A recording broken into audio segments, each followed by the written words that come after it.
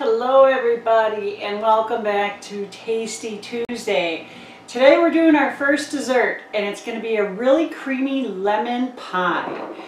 Now after winter, a lot of us are looking forward to spring and to summer, and lemon is so refreshing and great and light tasting, and it's just perfect for the season. So the first thing you're going to want to do is get your oven going for 350 or at 350, and then in here I have a disposable pie tin, and all I put in here was one of those refrigerated pie crusts. You can of course make your own, that would be wonderful. I don't have a lot of time, so I'm using a refrigerated one. So once you have it in here, go ahead and put it back into the fridge for a few minutes. Yeah, we just don't want it getting too warm before we add the filling, but it's going to be quick. This is a quick and easy pie to make, but it tastes so good, people will think you work half the day on it. So let's get started here. In this bowl is a ½ cup of sugar and 2 tablespoons of flour. And we're just going to mix it together. I got a couple of lumps in my sugar here. You just want to make sure that flour is really distributed throughout the sugar. And I just love pie. Cream pies are great. Okay, I'd say that's probably well enough. And then to this we are going to add 1/3 cup of lemon juice. Now I had a large lemon and it came out to 1/3 cup. If you don't have fresh lemon, you're probably going to need to buy one, unless you have some frozen lemon zest, because that's our next ingredient. So we're going to go ahead and put the lemon juice in there. Stir it around just a little bit here. Add our lemon zest. This is a teaspoon of lemon zest, and I got that off of my fresh lemon. So I had a large lemon. I didn't need to zest all of it from the one lemon, but it came kind of close, and it did give me the 1/3 cup of juice. And in here we're going to be adding 2 tablespoons of melted butter. So we're just going to get that in there. Mix that around. The smell of that lemon is so wonderful. And then our last ingredient is 1 cup of light corn syrup.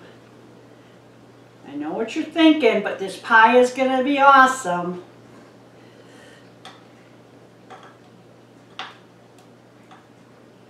Get it all out of there. Carol is making light corn syrup, and that's the one I'm using today. It has, I think they said 33% less calories, so you could go ahead and use that if you wanted to. You don't have to though. So our filling is all done, and we can get it into the crust now. No, we can't. What was I thinking? I forgot the eggs. Here we go. 4 whole eggs. Now we're going to mix this all together really well. Break up those yolks and get those incorporated really well. Holy cow, I didn't have the eggs sitting by all my other ingredients, and look how quickly I forgot. And I sat there thinking, it doesn't seem right. There should be more to it. Well, it's a good thing I looked. So we're going to get that all mixed up in there really well. Your dinner guests, or whoever you give this pie to, is going, or are going, to be so happy. And if you have a few extra minutes before serving, go ahead and make some fresh whipped cream. I mean, it tastes fabulous. The sweetness of the whipped cream with the tartness of the pie really go well together. You know, just get a heavy whipping cream, a small container of that. Add some powdered sugar as you're whipping it to taste. And there you go. Perfectly mixed. Now we can pour it into the pie tin. Okay, here we go.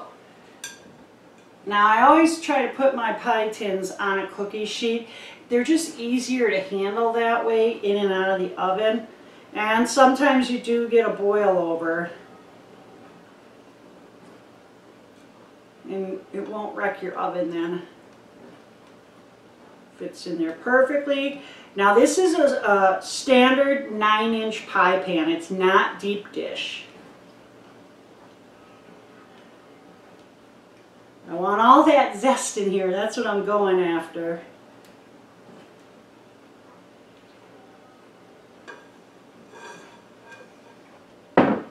So now we're going to put this in the oven for, I'd say 40 to 45 minutes.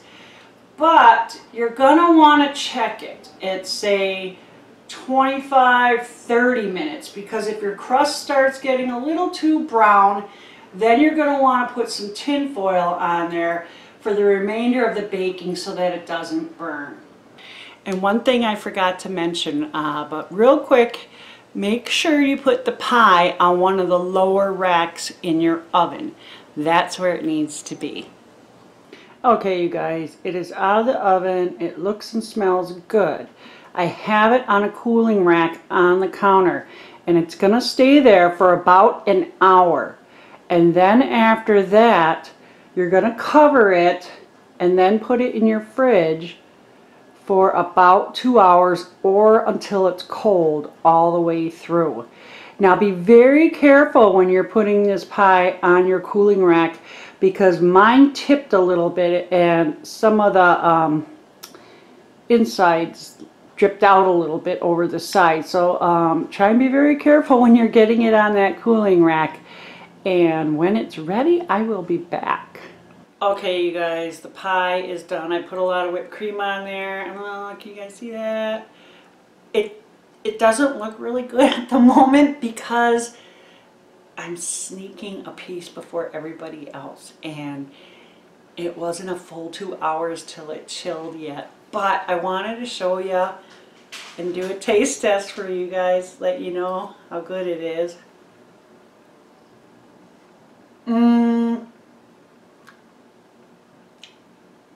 It is so good, so good.